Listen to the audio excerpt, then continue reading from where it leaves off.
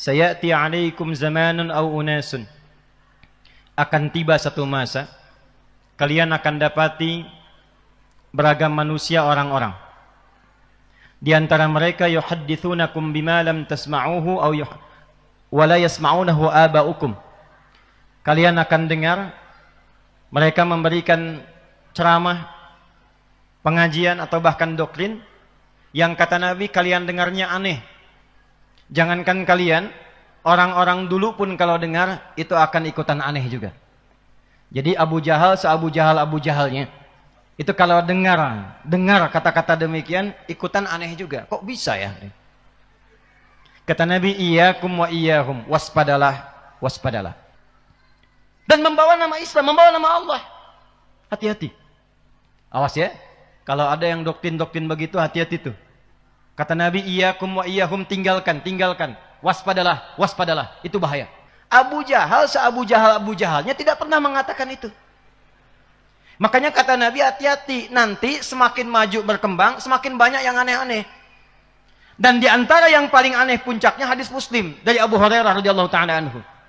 Saya tutup, atadrunal muflis, kata Nabi, tahukah kalian orang yang bangkrut di hari kiamat?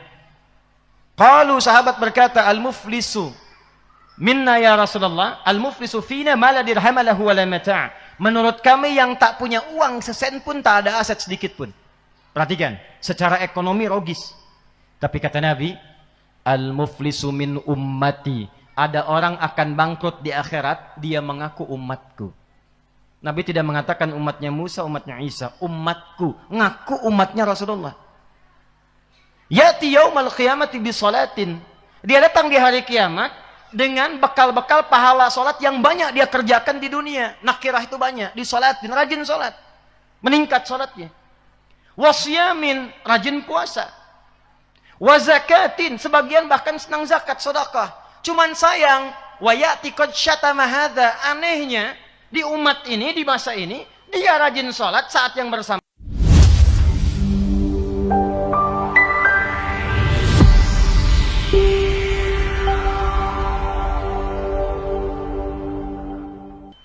Hadis riwayat Al-Bukhari. Nomor hadis 2262. Semua nabi rasul yang diutus ke bumi, dari sejak Nabi Adam alaihi salam sampai Nabi Muhammad sallallahu alaihi wasallam. Kalau kita urutkan nasabnya, Muhammad sallallahu alaihi wasallam bin Abdullah bin Abdul Muttalib bin Hashim bin Abdul Manaf bin Qusay bin Murrah bin Kilab bin Ka'ab bin Ghalib bin Fihir bin Malik bin Nadar bin Kinana bin Khuzaimah bin Mudrikah bin Ilyas bin Nizar bin Mudar bin Ma'ad bin Adnan bin Addi bin Adri bin Muqawwam bin Nagur bin Tariq bin Ya'rub bin Yasjub bin Nabit bin Ismail alaihissalam bin Ibrahim alaihissalam bin Azar atau bin Nahur bin Abir bin Kinan bin Arfakhshad bin Sam bin Nuh alaihissalam bin Mikhlail bin Matushalab bin Kinan bin Anwas bin Tis bin Adam alaihissalam. Coba ulangi. Nah, itu kalau diurutkan nasabnya, kata Nabi di Al-Bukhari, nomor hadis 2262, qad ba'atsallahu nabiyyan aw ma ba'atsallahu nabiyyan illa ra'al ghanama. Atau kama qala Rasulullah sallallahu alaihi wasallam. Enggak ada seorang nabi diutus untuk menjadi pilot umat, pembimbing umat, qaidul ummah, kecuali dilatih dulu oleh Allah. Apa di antara pelatihannya? Menggembala kambing. Enggak ada nabi kecuali pernah menggembala kambing. Saya penasaran Pak, Ibu, dengan hadis ini. Saya datangi tempat kambing langsung ke kaki bukit. Saya lihat karakteristik kambing. Allahu Akbar. Ternyata kambing itu kalau mengembik saja, itu ada 3 jenis embikan kambing. Ada berapa jenis? Me, lapar. Me, terancam. Me, sakit. Sering-sering bergaul dengan kambing, ternyata paham kapan kambing itu sakit, kapan kambing itu lapar, kapan kambing itu terancam. Dimengertilah kenapa pemimpin itu idealnya, awalnya pendidikannya didekatkan kepada kambing, sehingga dia tahu suara rakyat.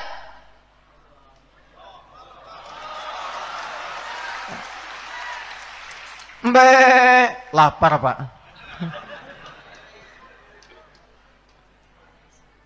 Bagaimana cara memutarkan ekonomi supaya rakyatnya nggak lapar? Alladzi at'amahum min ju'. Sakit. Gimana caranya bisa mendapatkan pengobatan yang layak putar? Terancam, ada konflik. Bagaimana menyelesaikannya? Kambing. Jadi pilot itu nggak sembarangan. Ada tuntutannya, ada pendidikannya, dan ada hisab di hadapan Allah Subhanahu wa Ta'ala. Karena itu, ketika pilotnya, bupatinya, wabubnya, forkompindanya dengan satu pesawat yang sama, tujuan yang sama, membangun ketakwaan kepada Allah, maka turun kemudian ayat dalam Al-Quran, surah ke-7 Al-A'raf, ayat 96. Walau anna ahlal qura amanu wattaqau lafatahna alaihim barakatim minas sama'i wal. Kalau ada satu penduduk negeri semua kompak beriman kepada Allah, meningkatkan takwanya, pemimpinnya juga punya sifat takwa, forkompindanya kompak, kata Allah, aku akan buka semua pintu-pintu keberkahan di langit dan di bumi untuk memakmurkan negeri itu. Tidak cukup dengan amin itu, kita harus gali lagi. Satu. Yang kedua apa? Nanti kita belajar ke sirah Nabi setelah ini. Maaf izin, saya tanya dulu, kita sampai jam berapa ini? Oh, siap. Anda silakan sampai subuh, saya jam 10 pulang.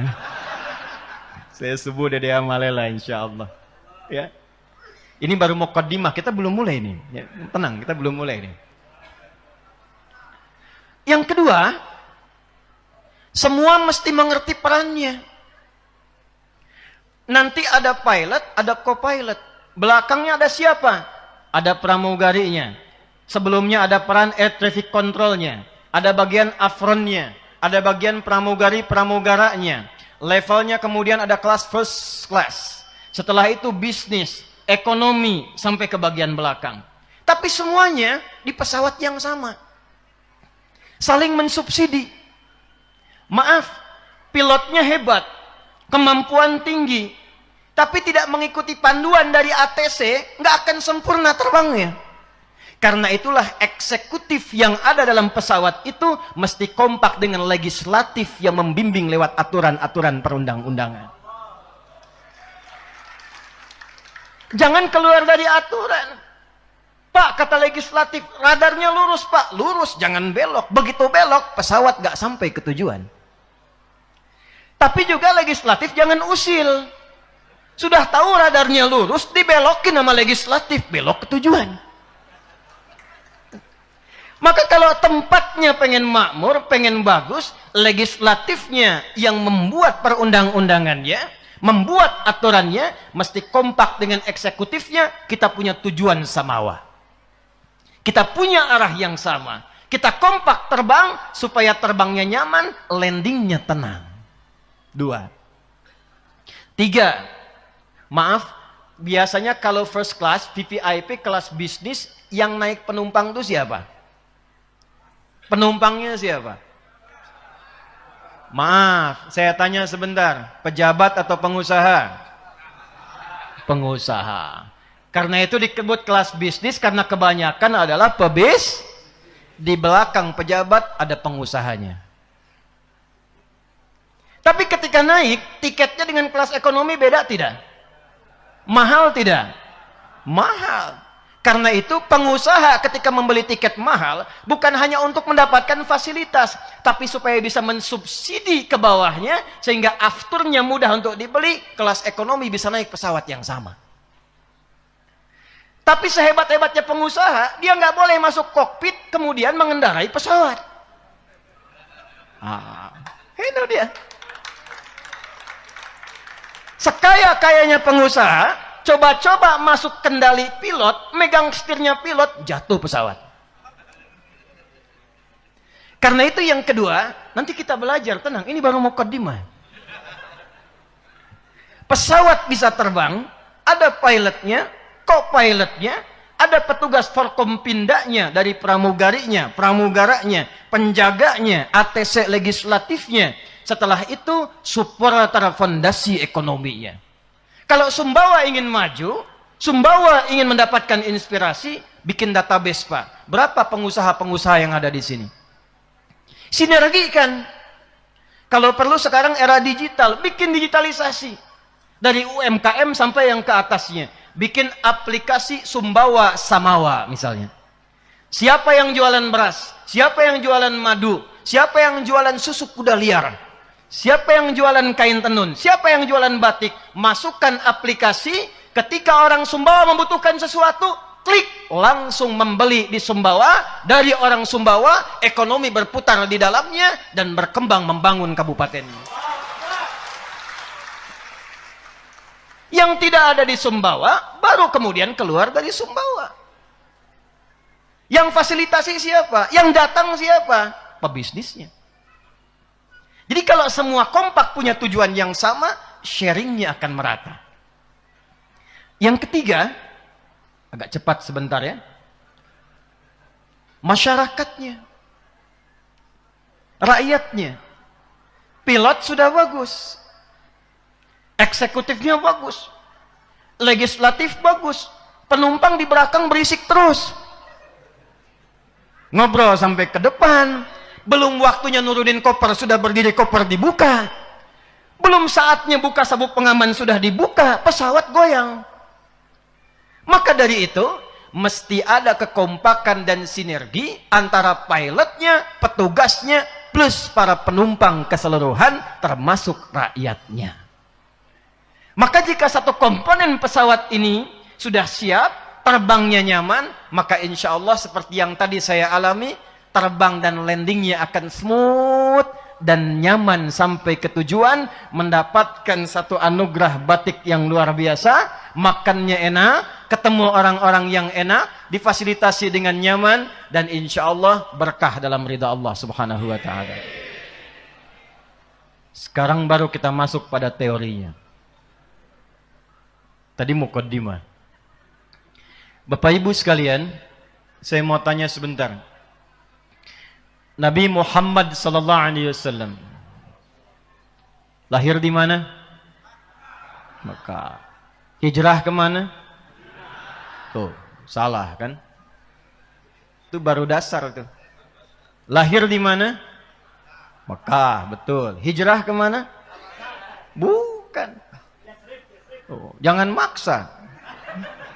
Kalau tidak tahu katakan wallahu a'lam. Nabi Muhammad hijrah ke mana? Sampai begini belum tahu, wallahu a'lam. Hijrah Nabi itu bukan ke Madinah. Hijrah Nabi mulanya ke Yathrib. Kemana? Pertama, apa itu Yathrib? Yathrib itu Bapak Ibu, nanti kita tarik nih spiritnya, undang-undangnya dibawa ke Sumbawa dengan moto tadi. Yathrib itu nama dari salah satu umatnya keturunan Nabi Nuh alaihi salam, namanya Yathrib bin Qaniyah bin Mahlil. Dia salah satu yang masuk, bapaknya itu Qaniyah bin Mahlil, umatnya Nabi Nuh masuk ke kapal besar Nabi Nuh, berlayar setahun 10 hari sampai reda kemudian banjirnya. Setelah merapat, Yathrib menyebar berpetualang dengan yang lain, menemukan satu tempat tinggal di situ. Dulu setiap orang tinggal menemukan tempatnya, maka tempatnya akan diberi nama dengan orang yang pertama kali menemukannya. Kan'an singgah di tempat wilayah dekat Palestina, diberi nama tempatnya dengan Kan'an. Yathrib singgah di satu tempat 400 km dari Mekah, jaraknya kurang lebih, maka tempatnya disebut dengan nama Yathrib. Tapi ingat, Yathrib sebelum Nabi hijrah, maaf sekali, tempatnya tidak ideal. Bukan seperti Mekah. Nanti kita akan lihat kenapa Allah menghijrahkan Nabi ke Yathrib bukan ke tempat lain. Bukan Taif yang dipilih yang sudah maju berkembang. Pertaniannya bagus, perkebunannya bagus, orangnya sudah tersusun rapi, sistemnya bagus. Hijrahnya ke Yathrib. Satu, ekonominya tertinggal, bahkan jauh di bawah resesi Yathrib. Pasarnya berantakan. Yang menguasai cuma Yahudi. Harga bisa diatur, kapan pengen naik-naik, kapan pengen turun-turun. Konflik gak pernah selesai. Dua suku besar, Aus dan Khazraj, 600 tahun tidak pernah tuntas. Bila ada yang meninggal di Aus, wafat di Khazraj. Sakit di Aus, luka di Khazraj. Yathrib. Nabi itu diutus, diperintahkan hijrah, ternyata ke tempat yang belum siap. Ke tempat yang belum tertata. Allah ingin memberikan kurikulum kepada semua eksekutif, birokratif di masa depan, yang nanti akan dikumpulkan kurikulum ini oleh Al-Imam Al-Bukhari, diberi nama dengan Kitabul Imarah, bab tata kelola negara. Pindah kemudian ke Yathrib, diperintahkan untuk memberikan petunjuk bagaimana menata kota negeri dari yang tidak siap menjadi negeri yang berperadaban. Maka apa yang Nabi lakukan pertama kali? Sebelum berangkat ke Yathrib, Allah persiapkan beliau tim yang khusus terlebih dahulu. Maka dipilihkanlah oleh Allah 40 orang untuk mensokong misinya Nabi, dikenal dengan As-Sabiqunal Awwalun. 40. Berapa jumlahnya? Coba lihat pelan-pelan ya. Nanti kalau kita keluarkan skemanya dalam bentuk kurikulum hadis, Anda akan memilih Anda kira-kira akan menjadi siapa. Contoh, maaf, satu, ada di unsur militernya, baik itu urusannya pertahanan atau Kamtibmas. Nanti sepeninggal Nabi ada 12.000 sahabat, level komandan ini 38 panglima, satu kemampuannya bisa menaklukkan Persia dan Romawi. Satu kemampuannya. Pelan-pelan, lihat baik-baik. Kenal Umar bin Khattab? Kenal di mana? Saya udah terbang-terbang jauh-jauh dari Amerika, landing di Jakarta, ke Sumbawa, ketemu orang kenal dengan Umar. Umar itu sebelumnya jenderal besar. Ada yang ahli strategi, ya, tata kelola negara, namanya Amr bin As radhiyallahu taala anhu. Nanti Anda akan lihat Amr bin As ini di backup cuman bawa beberapa kelompok ekspedisi ke Afrika Utara. Mesir, Libya, Tunisia, Maroko, Aljazair, berakhir di Syam. Sekarang 4 negara, Libanon, Yordania, Palestina, kemudian ada satu lagi Syria. Berhenti di situ, semua tempat yang dipijak itu berubah maju, berperadaban dan muslim. Dan Afrika Utara sejak saat itu jadi provinsi. Anda bayangkan, provinsi Afrika Utara. Gubernurnya nanti Musa bin Nusair, panglimanya Tariq bin Ziyad, dan dari Tariq ini bisa membawa peradaban sampai ke Eropa di Iberia. Pelan-pelan. Abu Bakar As-Siddiq pernah dengar? Abdurrahman bin Auf pernah dengar? Itu pebisnisnya. Dipilihkan oleh Allah, ini Abu Bakar, Uthman, ini Abdurrahman bin Auf, ini di bidang ekonomi.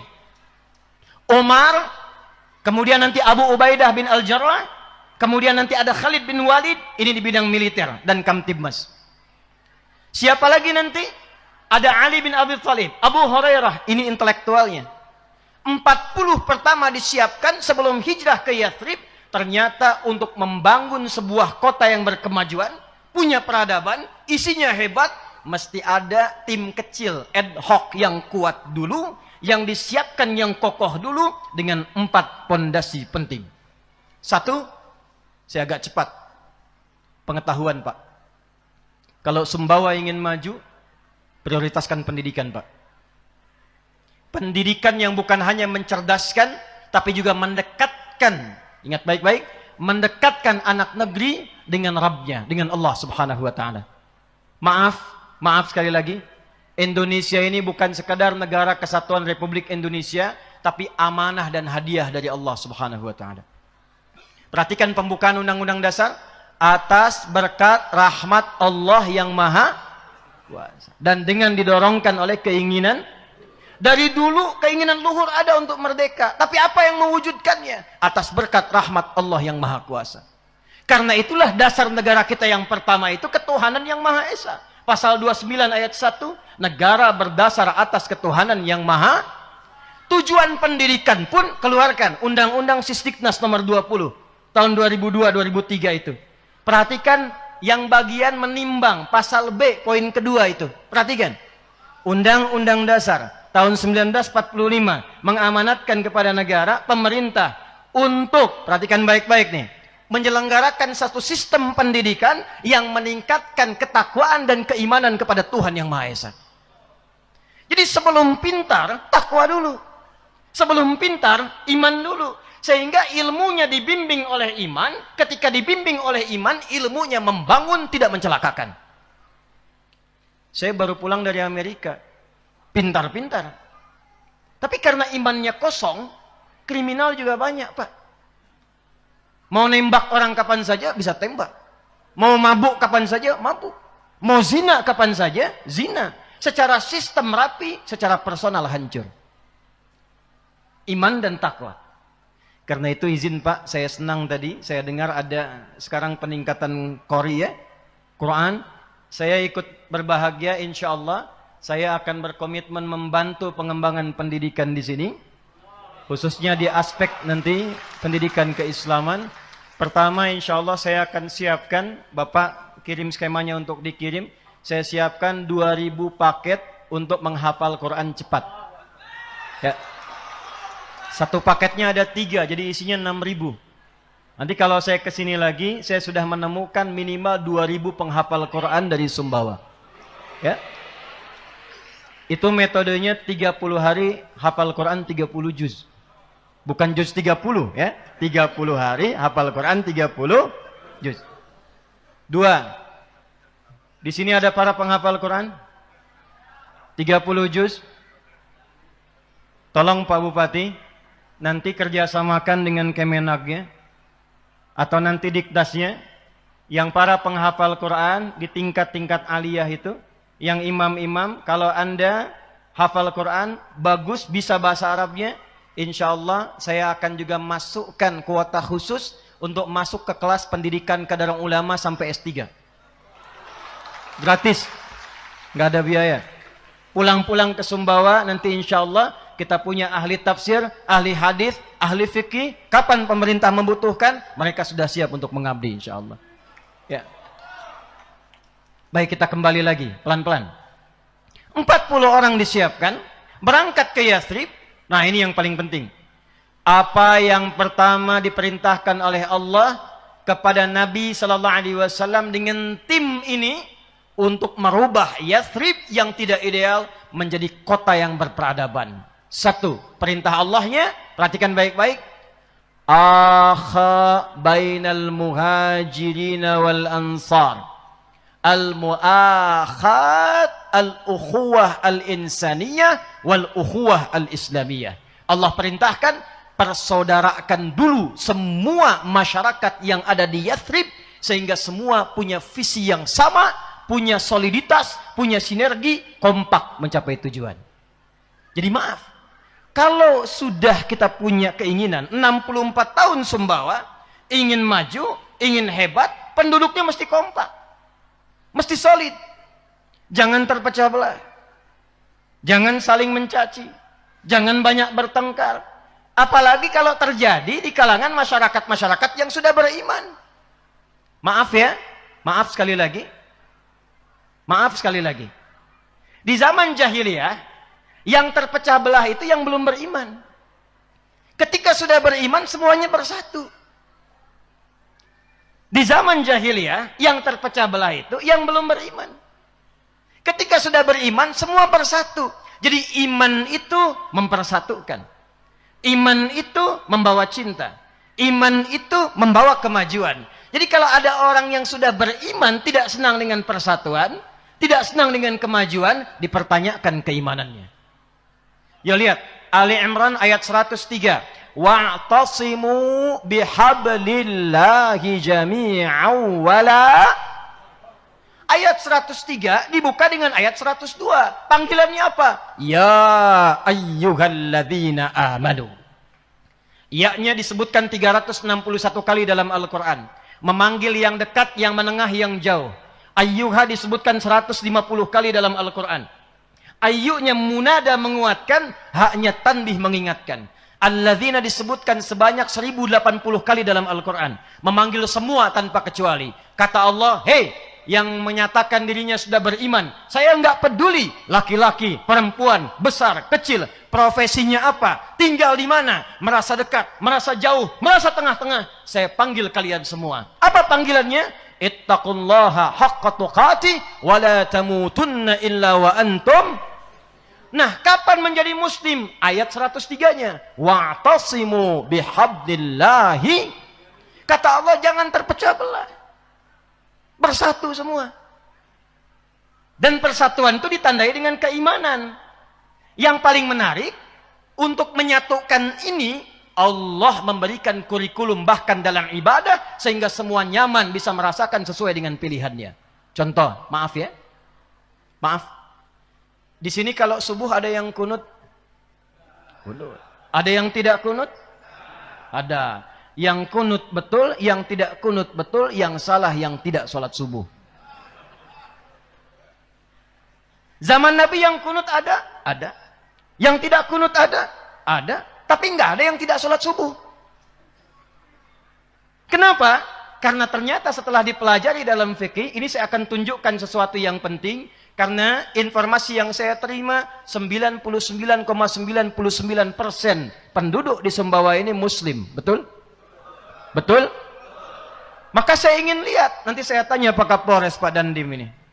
Muslim betulan atau Muslim KTP? Kalau Muslim betulan, nggak akan ribut. Muslim betulan, nggak akan banyak berselisih. Muslim betulan, pasti kompak. Muslim betulan pasti semangat mengaji, semangat belajar. Maka apa yang pertama Allah berikan kepada Nabi Muhammad SAW? Perhatikan, satu manhaj. Apa namanya? Manhaj itu kurikulum kehidupan yang umum. Dan disusun langsung oleh Allah, disampaikan lewat firman-Nya untuk diteruskan, diajarkan oleh Nabi Muhammad SAW. Masya Allah. Ternyata manhaj itu disesuaikan oleh Allah sesuai dengan kemampuan hambanya. Kalau kita mampu satu cara, maka ditunjukkan satu cara, satu dalil, satu petunjuk, gak ada bedanya. Contoh, kalau kita sholat takbir, apa bacaannya? Allahu Akbar. Pernah dengar ada orang takbir mengucapkan Allahu Rahman ada? Allahu Rahim ada? Satu cara, satu dalil. Allahu Akbar. Tapi kalau manusianya tak sanggup melakukan dengan cara yang sama, dengan cara yang tidak serupa, maka Allah berikan perbedaan dalam penunaiannya supaya semua bisa menunaikan sesuai dengan kemampuannya. Contoh, ada dari segi bacaan. Ada dari segi apa? Quran turun berapa riwayat? Ini ada Ustadz Hasibuan nih. Qori luar biasa nih, Masya Allah. Quran turun apakah satu riwayat? Tidak. Quran turun dengan 7 riwayat. Bahkan nanti ada 10 riwayat. Ternyata riwayat ini bukan sekedar cara baca yang beda. Karena di Arab itu sukunya banyak, lisannya berbeda.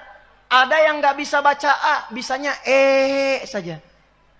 A, ana, ane, anta, ente. Ada.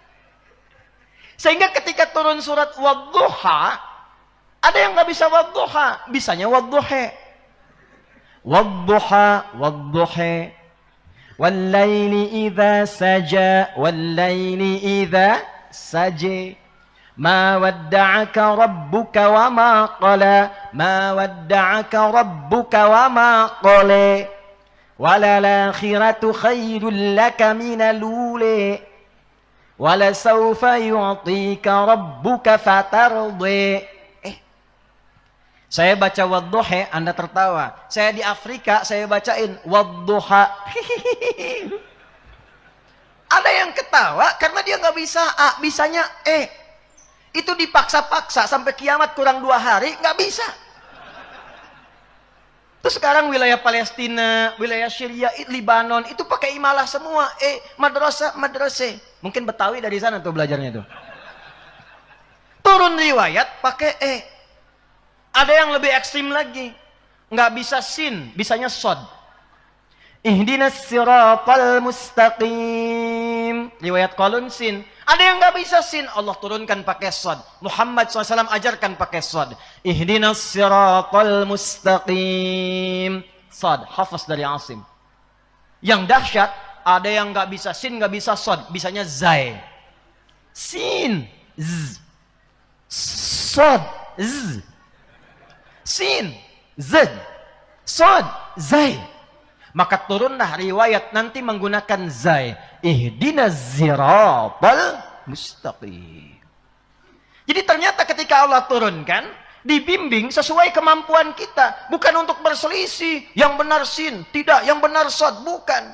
Di Libya pernah ada 2 ahli Quran, hafal Quran 30 juz, berselisih gara-gara sin dan sod.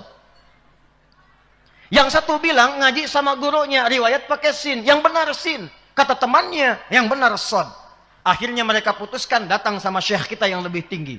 Begitu datang kata syekhnya bijak, ya bunai iqra. Ihdinas siratal mustaqim. Pakai sod, hasbuk. Ya bunai iqra, kamu baca. Ihdinas siratal mustaqim. Pakai sin, hasbuk. Kalian berdua salah. Yang benar, ihdinas siratal mustaqim. Pakai zai.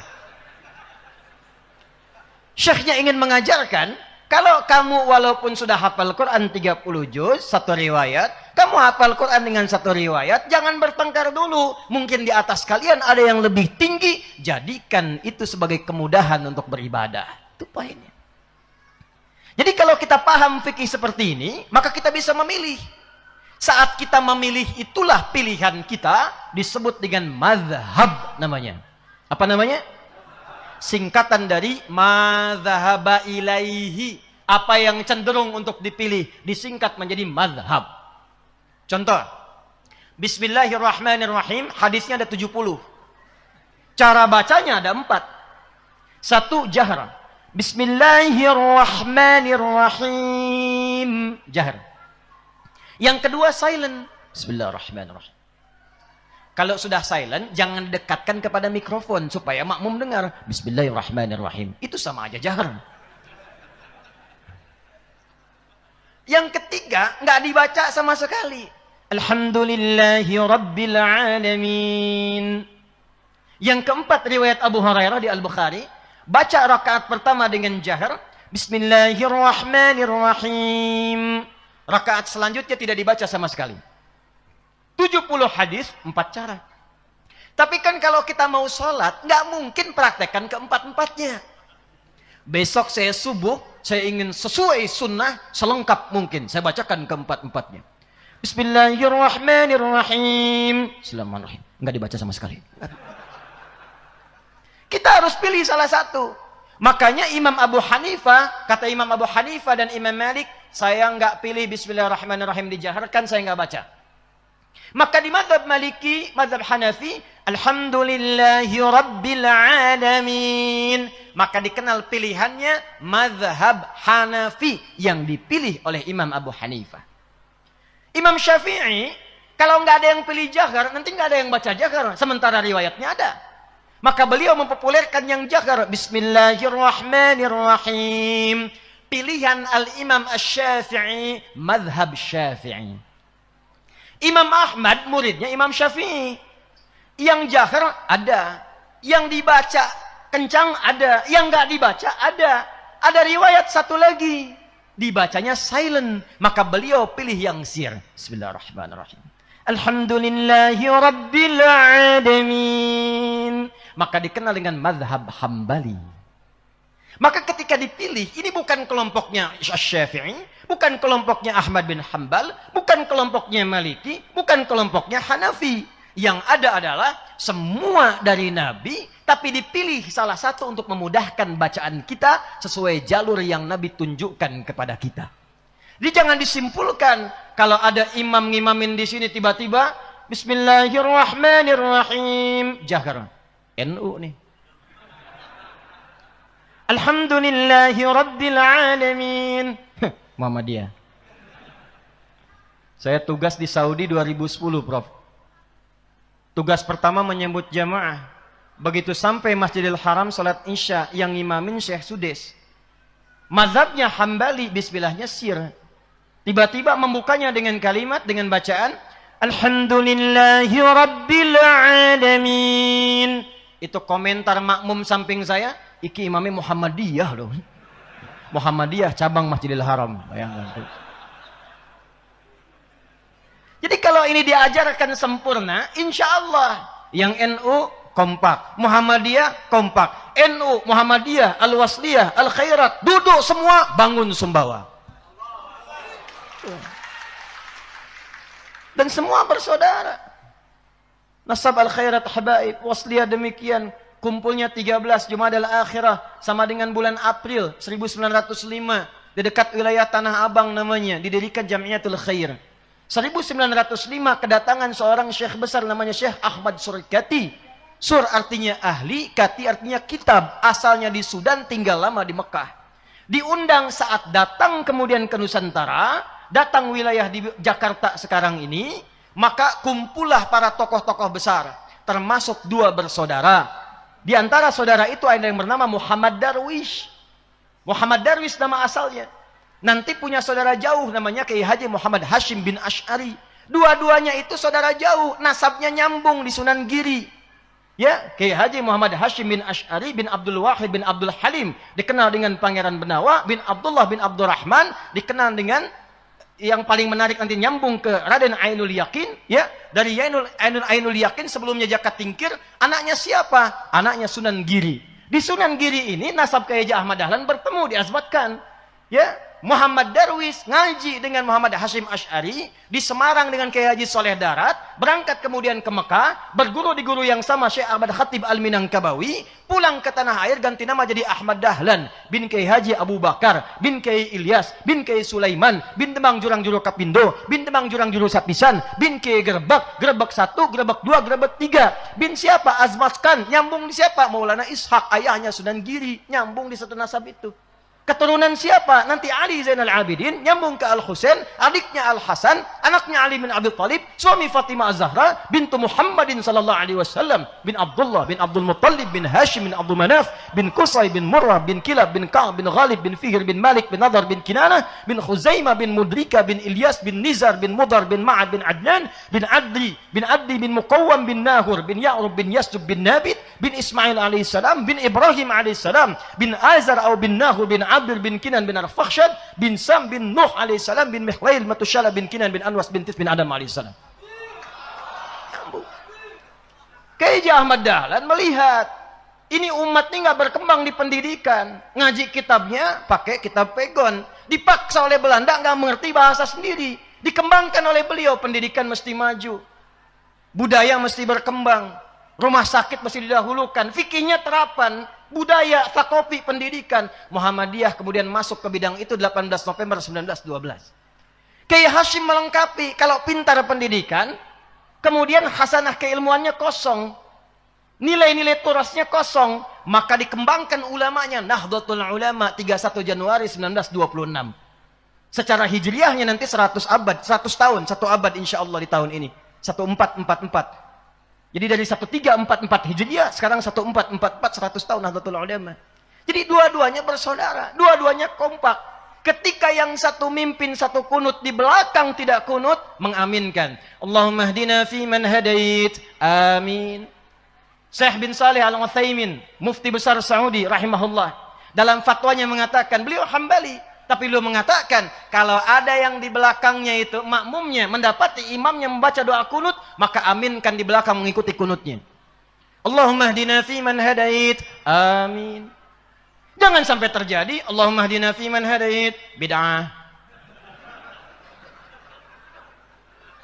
Atau yang kedua, imamnya pas tidak baca doa kunut, makmumnya nggak usah sujud sahwi.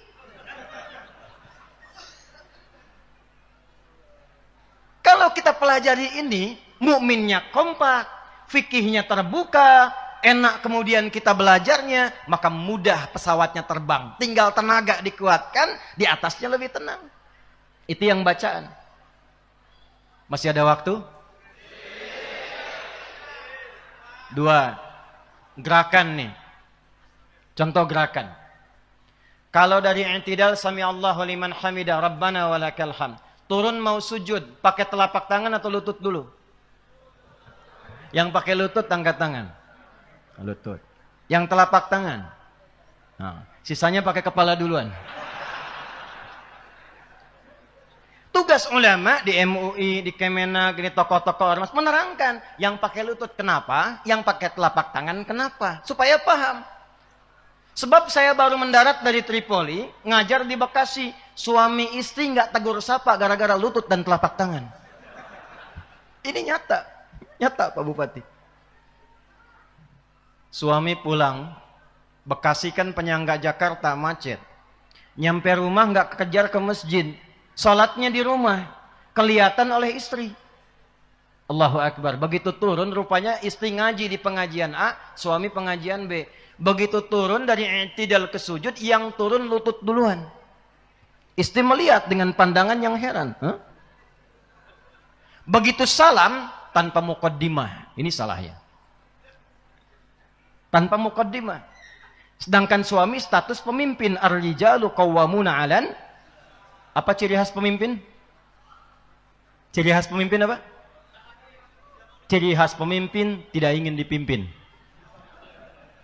Menerima masukan, tidak menerima saran. Ini masuk tanpa muqaddimah mengatakan, papa tadi sholatnya salah. Hah? Di mana salahnya, Mak? Harusnya waktu sujud yang turun telapak tangan dulu, bukan lutut. Pemimpin defense, dipersalahkan langsung. Kata suami, mama yang nggak baca hadisnya. Padahal dua-duanya nggak baca. Itu dari pulang kerja, udah penat di pekerjaan, ketemu macet, pulang ke rumah, terjadi perbedaan cuma masalah tangan dan lutut, nggak sapaan semalaman, bayangin. Besoknya datang ke kami untuk bertanya, masih senggang kita masih bisa terima ngobrol-ngobrol. Begitu saya jelaskan, kenapa Pak Ibu? Saya bilang, Pak, Ibu, yang Bapak pakai lutut, itu ada di kitab Sunan Abu Daud, nomor hadis 838. Ini kitabnya, paling kanan sebelah bawah. Rawinya Wa'il bin Hujur.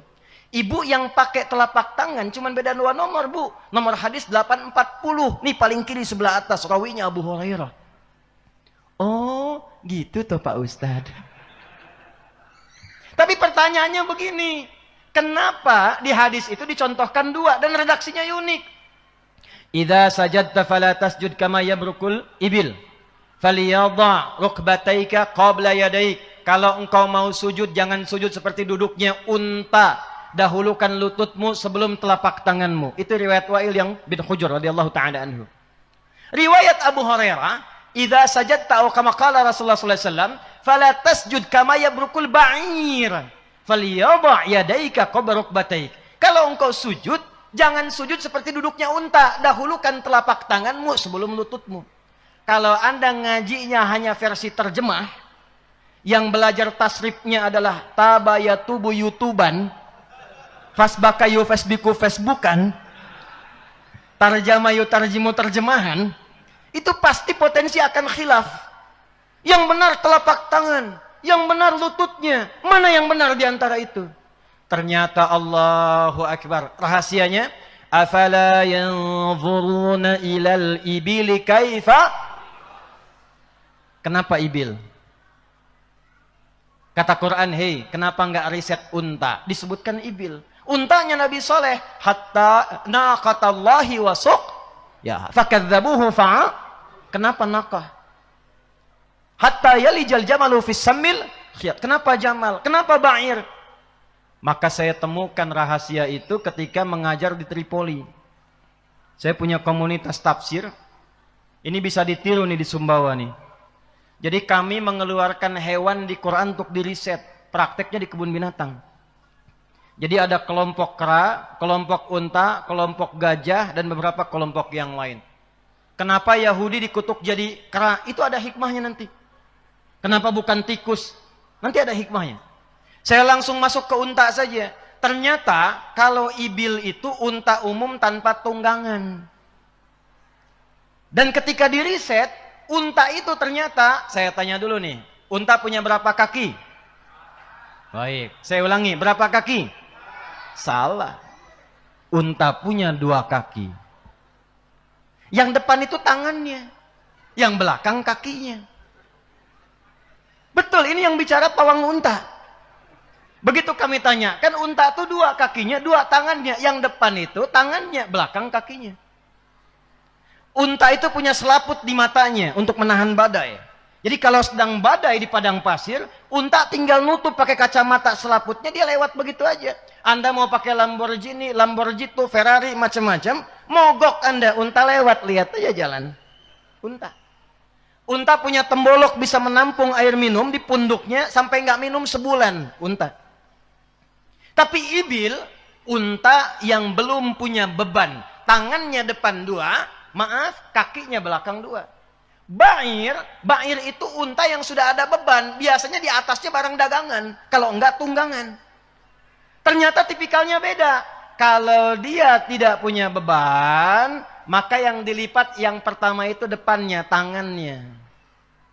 Baru kemudian kaki belakangnya. Kalau dia punya beban karena berat, maka yang dilipat pertama lututnya ke bawah, baru depannya.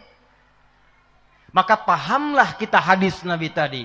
Wa'il bin Hujur masuk Islam lebih dulu dibandingkan dengan Abu Hurairah radhiyallahu ta'ala anhu. Abu Hurairah masuk Islam 3 tahun sebelum Nabi meninggal. Wa'il di awal, Nabi masih sehat. Perang Badar ikut, Uhud ikut. Lututnya masih sehat. Maka ketika dilihat oleh Wa'il, beliau turun dari i'tidal ke sujud, lutut lebih dulu karena masih sehat. Tapi ketika Abu Hurairah masuk Islam, usia Nabi 60 tahun. 3 tahun sebelum meninggal kurang lebih 63 tahun. Saya tanya, biasanya kalau penyakit-penyakit senior sepuh, yang terserang pertama kali apanya? Lututnya.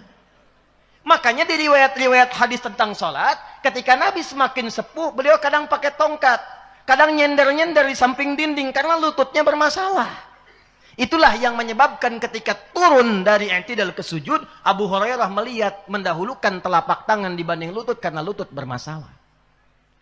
Maka muncullah di ilmu hadis namanya al-jam'u wa taufiq. Gabungkan 2 hadisnya, lihat isyaratnya. Oh, ini kemudahan dari Nabi. Yang punya lutut bermasalah, silahkan gunakan telapak tangan. Jangan menyimpulkan tuanya. Karena al-hukmu al-ibratu bi'umumil lafzi, la bi khususis sababi. Bukan karena sebabnya, keumuman lafadznya. Jadi jangan iseng-iseng. Di sini ada anak muda, begitu turun, dia i'tidal ke sujud, dia dahulukan telapak tangannya. Anda katakan, tua dia. Tidak. Mungkin lututnya bermasalah. Dia main bola, dia kena cedera. Yang punya masalah di lutut, gunakan telapak tangannya. Kalau paham begitu, nggak ada yang bid'ah. Yang salah yang pakai kepala duluan tuh. Itu. Jadi ngaji kita perdalam dulu. Jangan sampai di dalamnya kita sibuk saling berpecah belah. Kita ingin sumbawanya maju, kita lupa bahwa perbedaan itu diberikan kepada kita untuk dipelajari supaya memudahkan kita dalam berkehidupan, bukan supaya berselisih dan membangun perpecahan di antara umat manusia. Jelas sampai sini? Yang ketiga, ini yang terakhir. Yang ketiga yang terakhir. Baik, pelan-pelan, lihat sini, fokus. Di Sumbawa ini ada non-muslimnya tidak? Ada non-muslimnya? Ada non-muslimnya? Ada. Saya tadi lewat, saya tanya, di sini apa Pak? Oh ini Ustadz, semakin ke arah barat ini nanti ada saudara kita yang Hindu. Semakin ke timur nanti sampai ke NTT ada saudara-saudari kita yang Kristen, Nasrani. Di sini ada etnisnya yang Masya Allah ini Cina, yang ini Arab, yang ini lokal dan sebagainya. Semua menyatu. Nabi saat hijrah ke Yathrib, itu penduduknya muslim semua atau tidak? Tidak. Heterogen. Maka apa yang beliau lakukan? Perhatikan baik-baik. Inilah yang merubah Yathrib kelak menjadi Al-Madinah Al-Munawwarah. Ini syiarnya Prof. Din nih. At-Tamaddun Al-Islam ini. Negeri yang berperadaban, yang memberikan warna dan cahaya. Apa yang Nabi lakukan? Perhatikan baik-baik. Nabi mempersatukan semuanya dalam satu kesepakatan visi dan misi serta tujuan membangun satu negeri yang memuliakan dan menyejahterakan untuk keseluruhannya. Maka sekalipun kita duduk tinggal di Sumbawa, kita menyatu dalam konteks keindonesiaan, enggak semuanya muslim.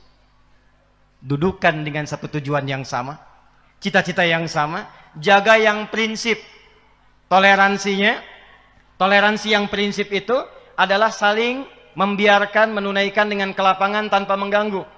Bukan ikut-ikutan. Contoh di akidah misalnya. Maaf, yang muslim silahkan sholat di masjid, adzan di masjid. Yang Kristen silahkan ibadah di gereja. Jangan yang muslim adzan di gereja, nggak nyambung. Sholawatannya silahkan di masjid. Tapi toleransi kehidupan sosialnya disepakati. Ada yang sakit, jangan lihat apakah muslim atau non-muslim. Jenguk. Pernah dengar hadis ini?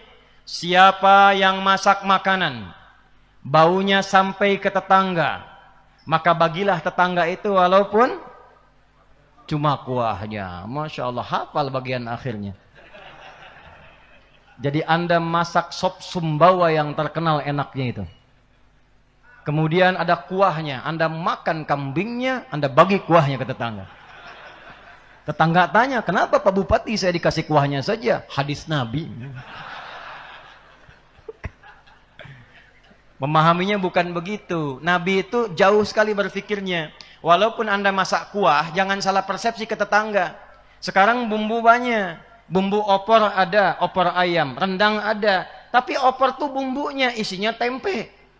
Jangan sampai bumbu opor ayam isi tempe, nyebar bau ke tetangga. Dikira Anda masak opor ayam, ternyata tempe. Bagi. Sekarang musimnya musim share tuh. Hati-hati yang bikin status, yang punya rumah makan tuh ya.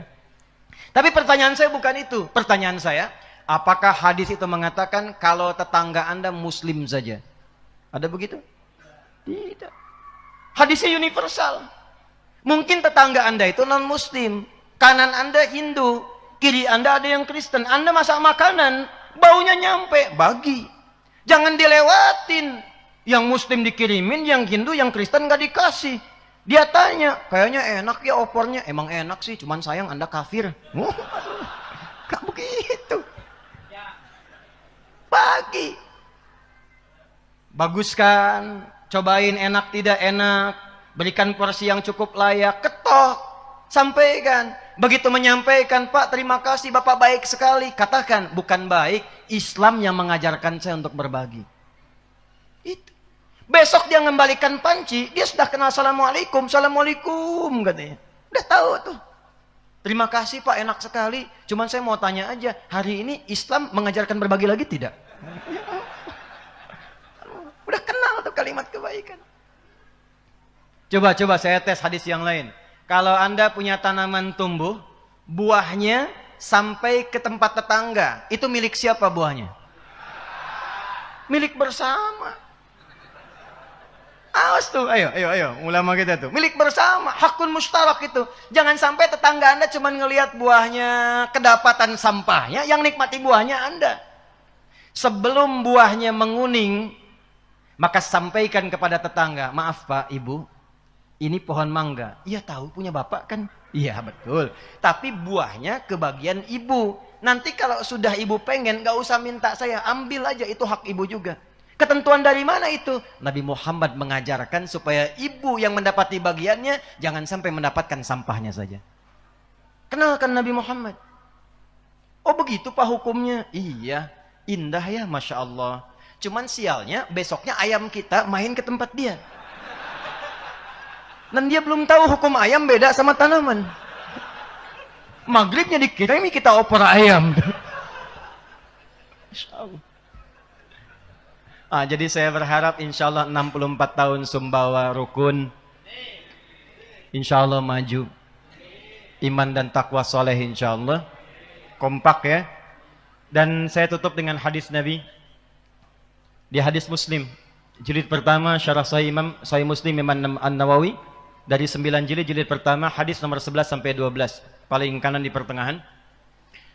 Haddatsana qala Rasulullah sallallahu alaihi wasallam atau kama qala sayati 'alaikum zamanun aw unasun, akan tiba satu masa kalian akan dapati beragam manusia orang-orang.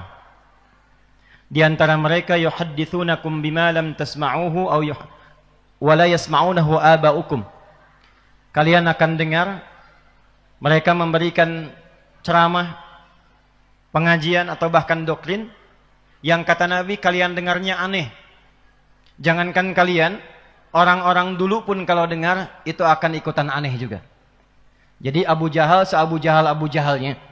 Itu kalau dengar kata-kata demikian, ikutan aneh juga. Kok bisa ya? Kata Nabi, iyyakum wa iyyahum, waspadalah, waspadalah. Contoh, saya agak cepat. Kenal Abu Jahal? Ayo kenal. Abu Jahal dan beberapa gengnya itu datang ke Nabi sallallahu alaihi wasallam sebagian utusan satu malam. Menyampaikan begini kurang lebih, ya Muhammad sallallahu alaihi wasallam.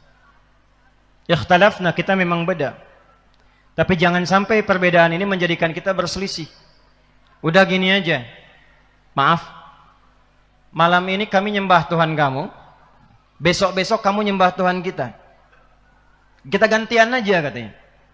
Maka turunlah satu ayat, bahkan satu surah, yang itu menjadi legasi tertinggi toleransi dalam berakidah.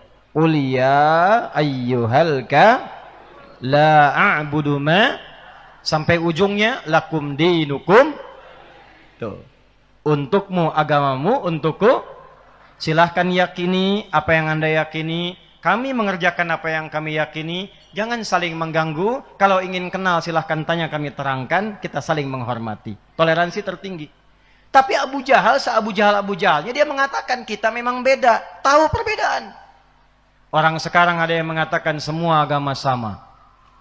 Menuju Tuhan yang sama. Cuman caranya beda-beda. Abu Jahal se-Abu Jahalnya tidak pernah mengatakan itu.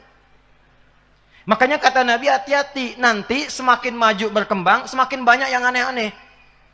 Dan di antara yang paling aneh puncaknya hadis Muslim dari Abu Hurairah radhiyallahu taala anhu. Saya tutup, atadrunal muflis, kata Nabi, tahukah kalian orang yang bangkrut di hari kiamat? Qalu, sahabat berkata, al-muflisu minna ya Rasulullah, al-muflisu fina ma la dirham lahu wa la mata'. Menurut kami yang tak punya uang sesen pun, tak ada aset sedikit pun. Perhatikan, secara ekonomi rogis. Tapi kata Nabi, al-muflisu min ummati. Ada orang akan bangkrut di akhirat, dia mengaku umatku. Nabi tidak mengatakan umatnya Musa, umatnya Isa. Umatku, ngaku umatnya Rasulullah. Ya'ti yaumal qiyamati bisolatin. Dia datang di hari kiamat dengan bekal-bekal pahala solat yang banyak dia kerjakan di dunia. Nakirah itu banyak, disolatin, rajin solat. Meningkat solatnya. Wasyamin, rajin puasa. Wazakatin, sebagian bahkan senang zakat, sedekah. Cuman sayang, wayati qad syatama hadza, anehnya di umat ini, di masa ini, dia rajin salat, saat yang bersamaan rajin mencaci. Wa qadhafa hadza, senang menuduh. Wa daraba hadza, senangnya berselisih. Wa akala mala hadza, senang mengambil hak orang lain. Kelihatan salat tapi korupsi juga. Kelihatan salat tapi menipu juga. Puncaknya wasafaka dama hadza. Ada yang akan merekayasa pertumpahan darah dan menyebutkan nama Allah di dalamnya. Allahu Akbar, tembak. Allahu Akbar, bom. Hati-hati. Dan membawa nama Islam, membawa nama Allah. Hati-hati. Awas ya. Kalau ada yang doktrin-doktrin begitu, hati-hati tuh. Kata Nabi, iyyakum wa iyyahum, tinggalkan. Waspadalah, waspadalah. Itu bahaya. Saya izin Pak Kapolres ya. Prof, ini saya waktu di Lampung dulu, kejadian bom di Jalan Tamrin tuh, meledak, duar. Saya di Lampung. Itu pertanyaan jemaah dalam sesi tanya jawab, polos sekali bertanya, tapi penting. Ustadz, apakah bom di Jalan Tamrin termasuk jihad fisabilillah? Saya bilang, Pak, sependek pengetahuan saya, jihad fisabilillah itu jihad di jalan Allah, bukan di Jalan Tamrin.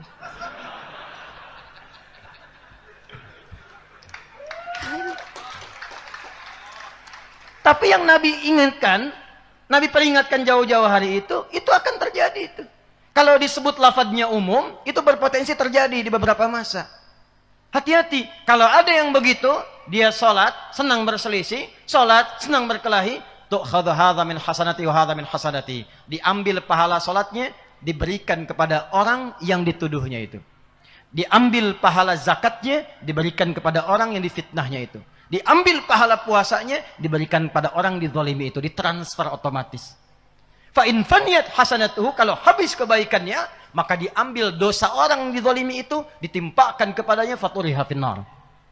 Maka kita bermohon kepada Allah, kita akhiri dengan doa, mudah-mudahan insyaallah Sumbawa pada khususnya, NTB dan Indonesia pada umumnya, diberkahi oleh Allah Subhanahu wa taala, pemimpin-pemimpinnya dibimbing mendapatkan hidayah supaya mereka memahami bahwa di akhirat akan dihisab, sehingga insyaallah membuat kebijakan yang benar.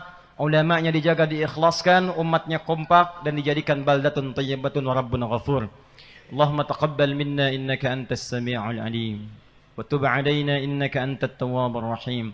Nahmaduka tamamal hamdi kama 'allamtana an nahmadak wa nashkuruka shukran kama 'allamtana an nashkurak. Antal muqaddim wa antal muakhir biyadikal khair innaka 'ala kulli syai'in qadir. اللهم نشتاق فنصلي على حبيبك الكريم رسولك المصطفى الأمين سيدنا محمد وعلى آله وصحبه أجمعين. ربنا لا تدع لنا في مقامنا هذا وفي كل مقام ذنبا إلا غفرته. Ya Allah, jika ada satu pun hambamu berada di area masjid ini atau sekitaran tempat ini datang membawa dosa, jangan biarkan ia pulang kecuali Engkau telah ampuni seluruh dosa-dosanya. Wala hamman illa farrajtah. Jika ada di antara kami yang tengah merasakan kegelisahan datang ke tempat ini, jangan biarkan ia pulang kecuali Engkau telah tenangkan keadaan hatinya. Wala asiran illa yassartah. Jika ada yang tengah mengalami kesulitan dalam pekerjaannya, kehidupan keluarganya, kehidupan sosialnya, maka mohon ya Allah, dengan keikhlasannya datang pada malam hari ini, mudahkan, ringankan, hilangkan kesulitannya. Allahumma wala hajatan min hawaijid dunya wal akhirati fiha laka ridhan wa fiha lana as-salah illa qadaitaha ya arhamar rahimin. Ya Allah, setiap kami yang datang tentu membawa hajat yang tersembunyi, yang berbeda satu dengan yang lainnya. Maka mohon dengan keikhlasan amalan mereka ya Allah, dan dengan kuasa-Mu kabulkan doa-doa mereka yang mungkin tidak terucap di malam hari ini, namun tersembunyi dalam jiwa mereka. Allahumma ij'al Sumbawa ya Allah qaryatan taradaha wa tuhibbaha. Ya Allah, jadikan Sumbawa ini kabupaten yang Kau ridai, kabupaten yang Kau cintai, baldatun thayyibatun wa rabbun ghafur, termasuk dalam lingkup negara Kesatuan Republik Indonesia yang Kau ridai, Engkau berkahi, Engkau jadikan sebagai inspirasi dalam kehidupan global saat ini. Allahumma ya arhamar rahimin, ishtaqna bi Rasulillah sallallahu alaihi wasallam. Allahumma ya Allah la tudayyi fursatan lana linalqa ya Allah wa natalaqi ala rasulika al-Mustafa sayyidina Muhammad sallallahu alaihi wasallam yaumil qiyamah. Ya Allah, kami merindukan perjumpaan dengan Rasulullah sallallahu alaihi wasallam. Maka mohon kelak saat kami berpulang jangan hilangkan kesempatan untuk bersua dengan Rasulullah sallallahu alaihi wasallam. Allahumma faj'al ya Allah qulubana muwahhadah, alif baina qulubina al-wahidaka ya arhamar rahimin wa jannibna minat tafruqah. Karena itu mohon ya Allah, lembutkan hati-hati kami untuk bersatu dalam kebaikan, mengikuti teladan Rasulullah sallallahu alaihi wasallam dan menjauhi perpecahan di antara kami. Allahumma ya arhamar rahimin, Allahumma hdi umara'ana liyakunu udala, Allahumma altaf qulubahum ya Allah liyuqarribu ilaika ya arhamar rahimin zulfa. Ya Allah, lembutkan hati para pemimpin kami, bimbing mereka ya Allah untuk melahirkan kebijakan yang berkeadilan. Ingatkan mereka ya Allah bahwa mereka akan dihisab di hari kiamat dengan segala pertanggungjawaban. Maka ringankan hisab mereka dan sayangi mereka ya arhamar rahimin. Wahfadz ulama'ana waj'u mukhlasina lakad-din, dan mohon jaga para ulama kami ya arhamar rahimin. Jadikan mereka orang-orang yang lulus dan ikhlas dalam berdakwah menegakkan kalimat-Mu ya arhamar rahimin. Rabbana atina fid dunya hasanah وفي الآخرة حسنة وقنا عذاب النار. وصلى الله على حبيبك الكريم رسولك المصطفى الأمين سيدنا محمد وعلى آله وصحبه أجمعين. وآخر دعوانا سبحانك اللهم وبحمدك نشهد أن لا إله إلا أنت نستغفرك ونتوب إليك. وآخر دعوانا أن الحمد لله رب العالمين.